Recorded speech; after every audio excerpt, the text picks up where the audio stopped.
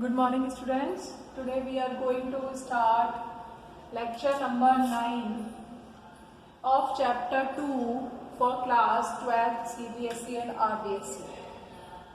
Okay? I hope you all were studying. In yesterday lecture we have discussed about the want of factor. Want of factor.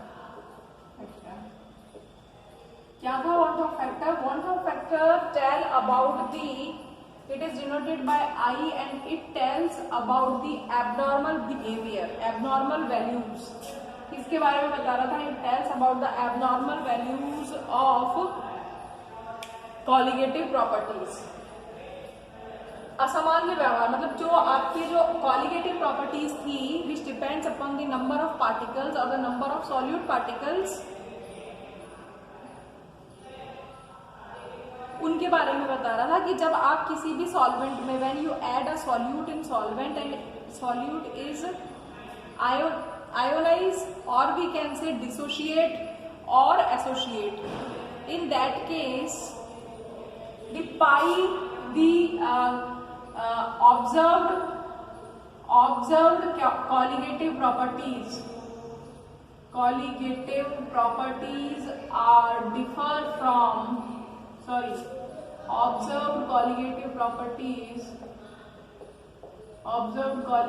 properties are differed from, we can say, calculated colligative properties.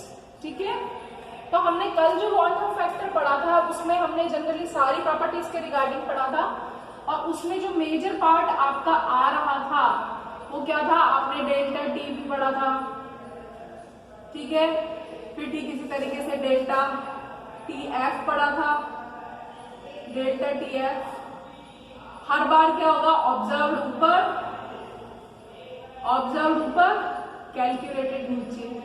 यहां पर भी observed ऊपर calculated नीचे. If the value colligative properties observed value is equals to calculated, then want of factor will be 1. Okay, तो इस तरीके से हमने सारी कॉलिगेटिव प्रॉपर्टीज पढ़ी थी. और इसमें हमने जब मोलर मास को कैलकुलेट किया था तो एम के केस में क्या हुआ था, जो एम आया था आपका सॉल्यूट की बात कर रहे हैं हम. ठीक है, तो जो सॉल्यूट आया था वो किस तरीके से था, कैलकुलेटेड अब ऊपर आ रहा था और ऑब्जर्व नीचे आ रहा था. ठीक है, ये आप लिख कर देखिए, किसी की भी वैल्यू लिख लीजिए. इसकी वैल्यू लिखेंगे तो इसमें हम नीचे आता है तो वो ऊपर चला जाएगा, तो कैलकुलेटेड ऊपर आ जाएगा और ऑब्जर्व नीचे आ जाएगा. Okay, so we have discuss the case और we can say relation between I means want of factor and degree of association.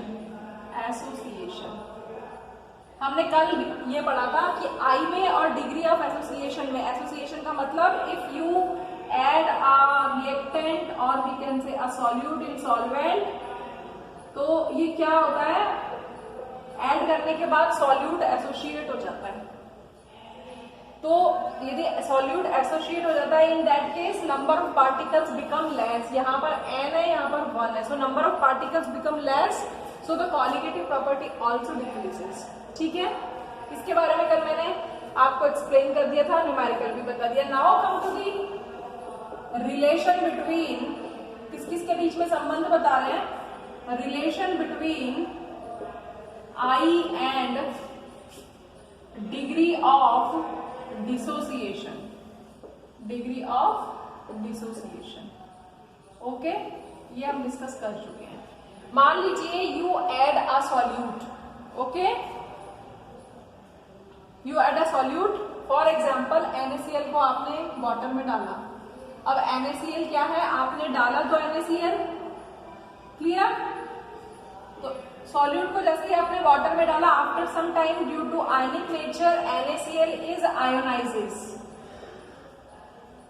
Okay, तो आपने डाला कितना था, एक पार्टिकल डाला था, मीन्स 1 मोल डाला था, एक पार्टिकल डाला है, आप ऐसे समझिए। और यहाँ पर आफ्टर डिसोसिएशन कितने पार्टिकल हो गए, एक ये और एक ये, तो टोटल नंबर ऑफ पार्टिकल्स कितने हो गए यहाँ पे, 2 हो गए, और डाला था आपने 1, तो नंबर ऑफ पार्टिकल्स इंक्रीज हो गए। नंबर ऑफ पार्टिकल्स इंक्रीज हो गए तो colligative property will also increase. ठीक है, suppose how we will deduce the relationship. For example, we have a reactant A. Okay, we have a solute, we can say. ठीक है,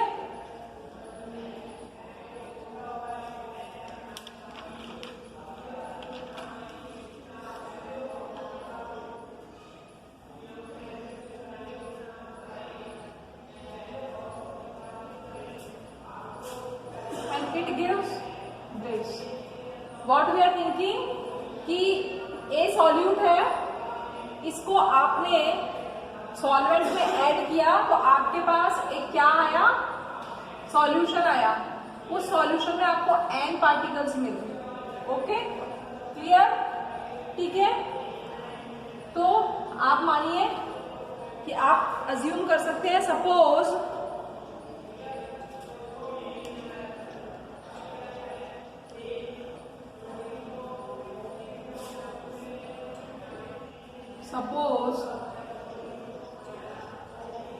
a molecule, a mole of solute on addition in solvent dissociates and form NB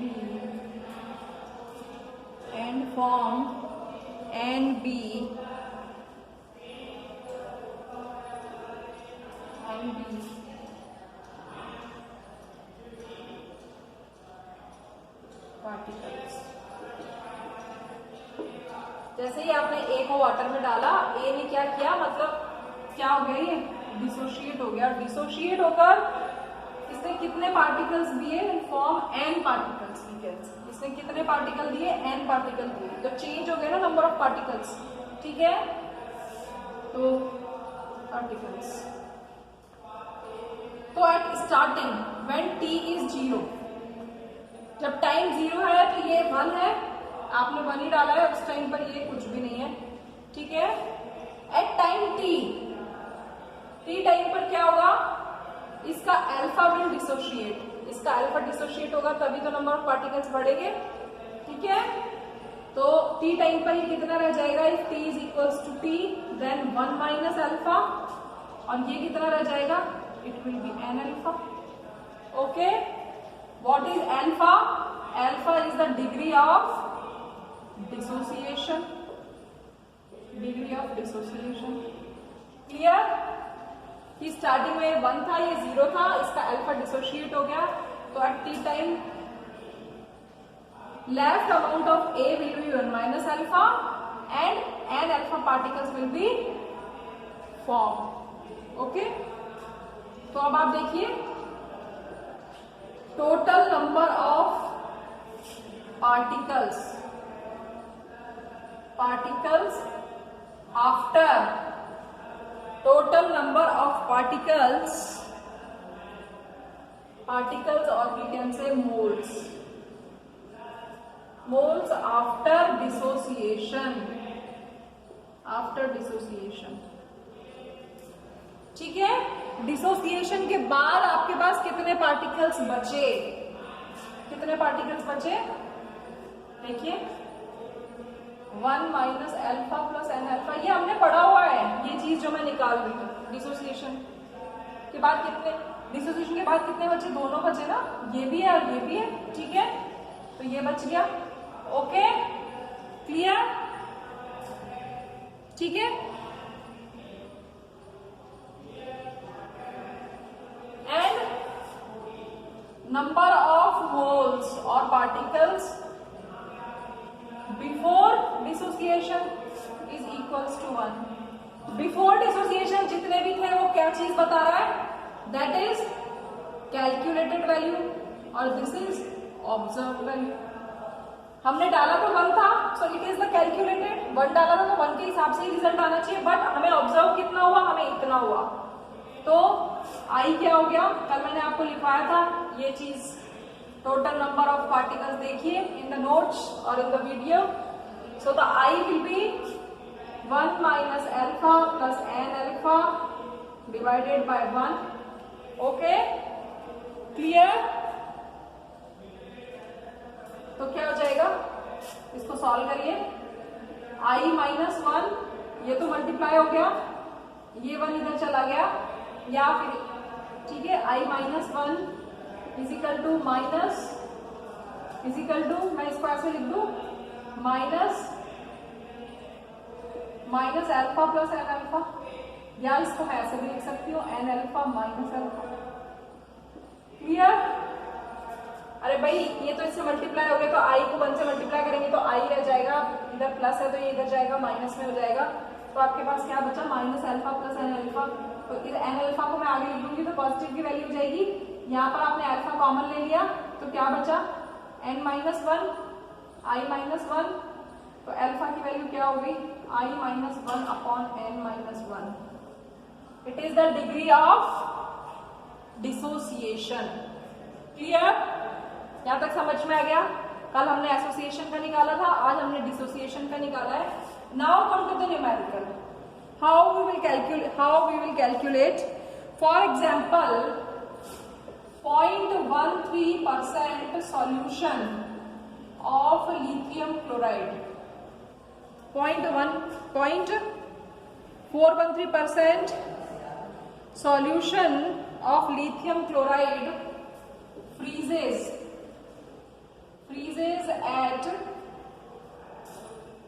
at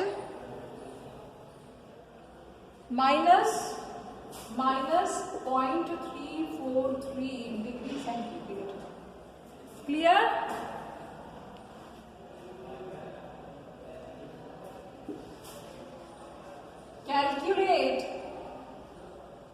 Calculate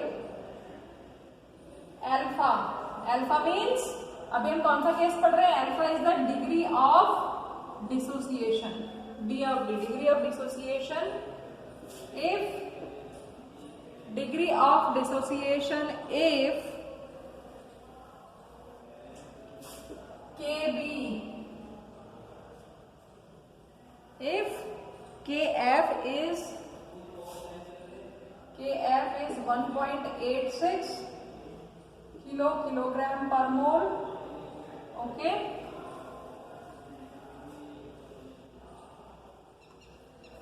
and molar mass of lithium chloride is 42.5. Clear? समझ में आ गया? Question में आपसे क्या कह रहा है कि यू हैव एक सॉल्यूशन दिया लिथियम क्लोराइड का, 0.13% सॉल्यूशन गिवन है, which freezes at -0.343 degree centigrade. It means freezing का काम आ रहा है, इसका मतलब फ्रीजिंग का फॉर्मूला क्या बताया था, डेल्टा TF बराबर KF WA upon MA into WB into 1000। ये फॉर्मूला आपको बताया हुआ है। क्लियर? ठीक है, अब आप यहां पर देखिए आपको क्या क्या गिवन है, you have to find out. आपको KF गिवन है, KF कितना दे रखा है उसने, 1.86। क्लियर? WA कितना है, 0.13% solution, means percent means 100 gram solution, or we can say 100 gram solution has 0.413 gram solute। इतने सॉल्यूशन में इतने ग्राम सॉल्यूट है, यही तो पता पड़ रहा है आपको। क्लियर? ठीक है, तो WA पता पड़ गया और WB पता पड़ गया। WA कितना है, 0.413। ठीक है, 1000 divided by 100 gram solvent. Okay, अब और आपको उसने दे रखा है, अब आपको यहाँ पर क्या निकालना है, यू हैव टू Ma की वैल्यू नहीं दे रखी है उसने आपको, और उसने आपको दिया है कि इट फ्रीजेज एट इतना. तो आपको पता है डेल्टा टीएफ क्या बताया था मैंने, डेल्टा टीएफ का मतलब TF not minus TF. Clear, यही होगा. टीएफ नॉट क्या है, freezing point of pure solvent, freezing point of solution. Freezing point of solvent कितना है, उसने आपको ये चीज दे रखी है, ये गिवन है. फ्रीजिंग पॉइंट ऑफ सॉल्यूशन देखिए कितना होगा. क्लियर, कितने पे फ्रीज होता है वाटर,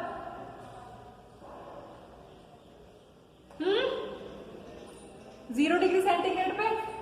तो यहां पर लिख लो 0 डिग्री माइनस टीएफ उसने आपको डिग्री सेंटीग्रेड में दिया है पॉइंट, माइनस उसने कहा फ्रीज हो रहा है एट इतना माइनस 0.343. क्लियर, तो क्या हो जाएगा 0.343, पॉजिटिव में आ जाएगा डेल्टा टीएफ. तो डेल्टा टीएफ की वैल्यू कितनी आ गई 0.343. क्लियर, तो एम ए को सॉल्व कर लोगे, सारी वैल्यूज गिवन है, इससे ये कट गया. क्लियर, तो एम ए की वैल्यू कितनी आ जाएगी आपके पास, एम ए की वैल्यू जो आएगी आपकी that will be, if you calculate that will be 242. Clear, यहां तक आ गया. ये आपने कौन सी वैल्यू निकाली है, इट इज ऑब्जर्व. ठीक है, ये कौन सी वैल्यू आप कर रहे हो, ऑब्जर्व. ठीक है, तो आई का फॉर्मूला क्या है, i equals to m a calculated बटे एम ए ऑब्जर्व. यही फॉर्मूला बता रखा है मैंने ऊपर. कैलकुलेटेड कितना दे रखा है उसने, मोलर मास जो कैलकुलेटेड है दैट इज 42.5. और आपने जब इतना सॉल्वेंट डाला तो जो सॉल्यूशन से आया वो कितना आया 242. क्लियर, आई की वैल्यू आ गई आपके पास, ये आपकी कितनी आएगी 22.4 आएगी. सॉरी, इसको सही कर देना, 22.4. कैलकुलेट जब आप करोगे तो 22.4. क्लियर, तो आई की वैल्यू कितनी आ गई, आई की वैल्यू आपकी आ गई 1.89. जब इसको आप सॉल्व करोगे तो वैल्यू विल बी 1.89. यहां तक समझ में आ गया. लेकिन आपसे उसने क्वेश्चन में क्या पूछा है, आई आ गया, अल्फा पूछा है.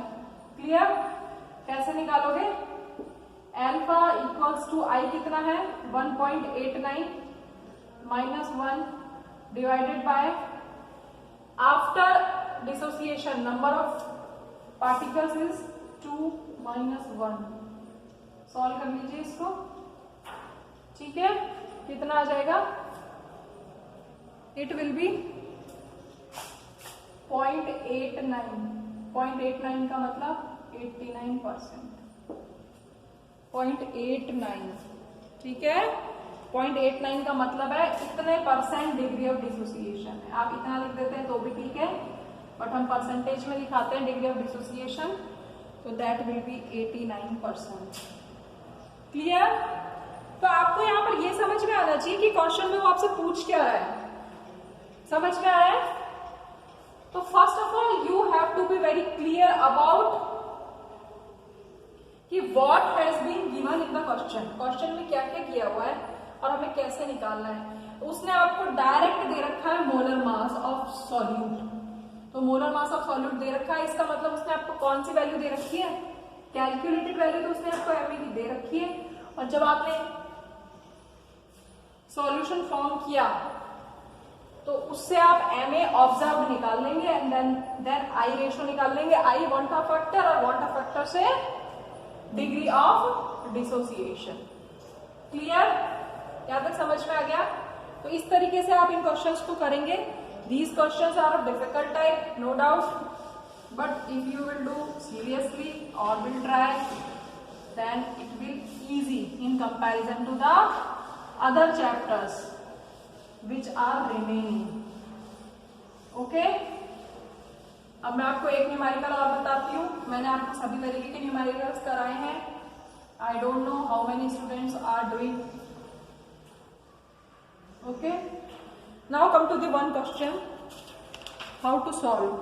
Okay, there are so many questions, you have to practice 5 to 6 questions per day so that your command can be formed. Question is, अब आप एक क्वेश्चन देखिए, that is urea solution freezes. Urea solution freezes at point minus 0.654 degree centigrade. What will be boiling point? What will be boiling point of solution if Kf of water is 1.86 and Kb is 0.512 kilogram per mole. Okay, clear? Question छोटा होगा, there will be no a big calculation. You have to understand question. देखिए question में क्या कह रहा है कि urea solution freezes eight इतना डिग्री सेंटीग्रेड, फ्रीज हो रहा है और सॉल्यूशन. तो पहले तो आपको ये देखना है कि क्वेश्चन में क्या गिवन है. TF गिवन है.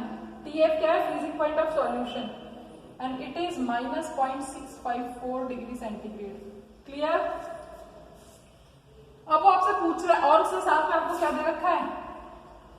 KF दे रखा है. ठीक है, clear?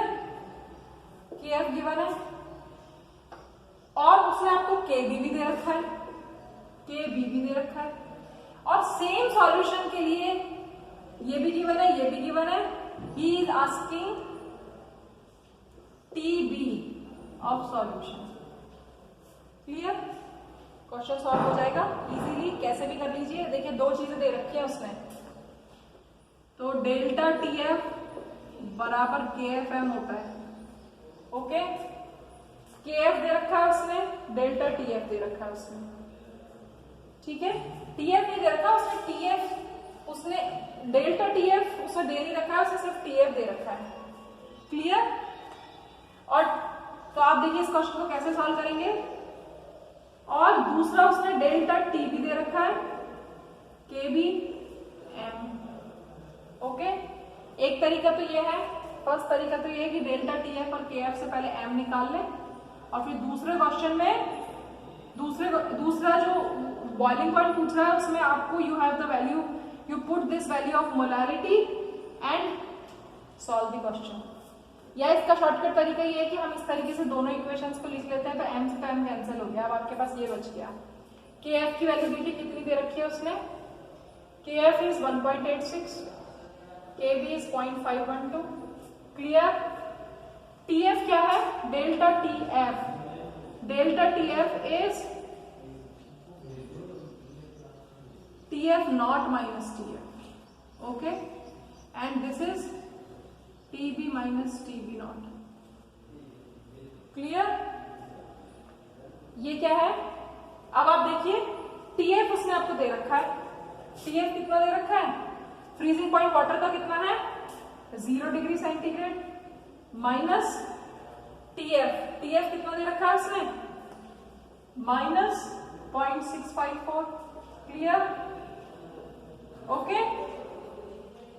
TB minus TB not को आप पहले निकालेंगे, पहले आप डेल्टा TB को निकालेंगे. क्लियर? निकाल लेंगे. इसको देखिए कैसे सॉल्व करेंगे.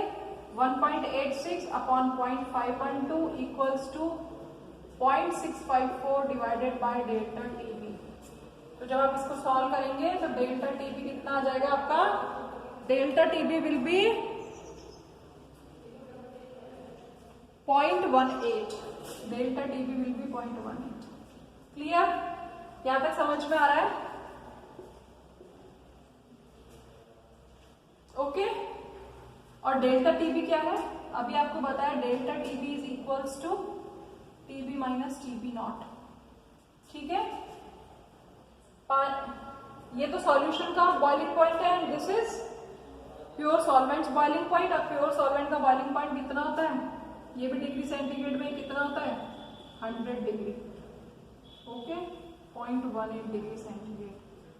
तो TB आ जाएगा, TB will be 100.18 degree centigrade. Clear? So you will solve question like this. So first of all, there is a need to calculate, need to practice of the question of delta TB, delta TF specifically. Generally delta TF and delta TB. Then pi and then del P upon E naught. अरे इन colligative properties पर आपको अच्छे से आना चाहिए and after that you will be able to calculate degree of association and degree of dissociation. Clear? So this chapter is finish from my side. You solve the NCERT exercise and do hard work because exam will be on time. Thank you.